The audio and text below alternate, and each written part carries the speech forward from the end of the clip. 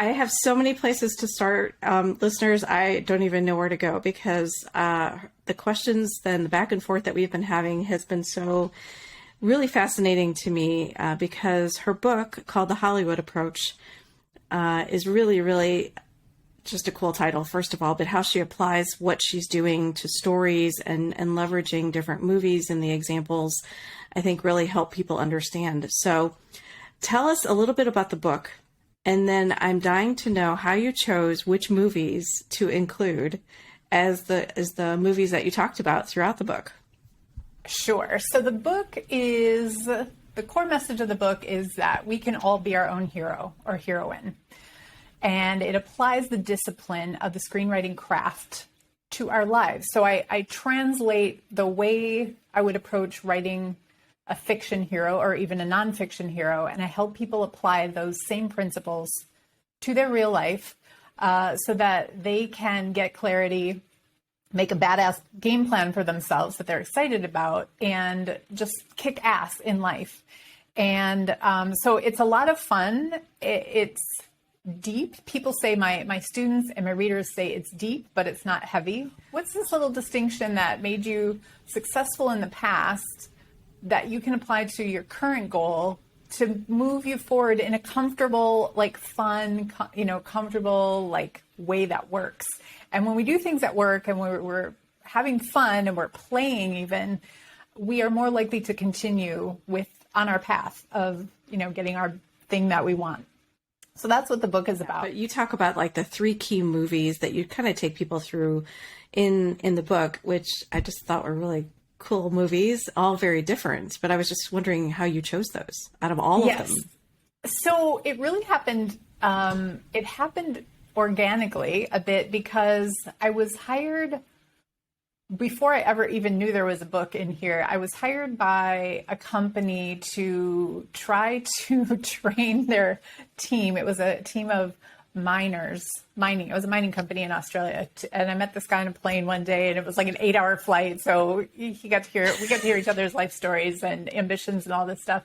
And he's like, could you use this to help my people be more modern and not be so like old school? And I'm like, sure, because it's goal setting, it's culture building, it's emotional intelligence, it's all these elements. So I'm like, yes, we could do that. And he's like, and for whatever reason, we were talking about Jason Bourne on the flight. And he's like, could we use Jason Bourne? Like, could you help these people see themselves as more Jason Bourne? And I'm like, yes, because we can track the same character strengths, character flaws, and maybe they're more able to admit their flaws if they also understand Jason Bourne's flaws. And so it's what I call character DNA in my book, because I was then training people on how to be more like Jason Bourne in your life. That was kind of one of the early inklings, but there was a lot of things that were coming together at the same time, a lot of influences that came together, but that was one of them. And the more I watched that movie, probably over 100 times, to analyze it, to use examples, to make sure they were accurate, to make sure I was doing a 360-degree view of that character in these training sessions, just the more comfortable I got. And I'm just like, there can be no other, there can be no other hero. And so then the other character that I love so much is Erin Brockovich. And I love the real Erin Brockovich. I love the movie Erin Brockovich. I love Julia Roberts' portrayal of Erin Brockovich. In this book, I wanted to use 3. I was clear that I wanted to use 3 characters. I wanted them to be different genre, have a diverse cast, age, race, gender, as much diversity as I could with only 3 examples. So Erin Brockovich, and also I love that story because it's a real story. So if somebody tries to say to me, you just made this up, like all these things just happened, it's like, no, there is also real life stories, and we can study all of those as well. But it was important to have a nonfiction story in there. And then Aquila and the Bee is the third one. So I wanted a younger person. I wanted stories with positive outcomes.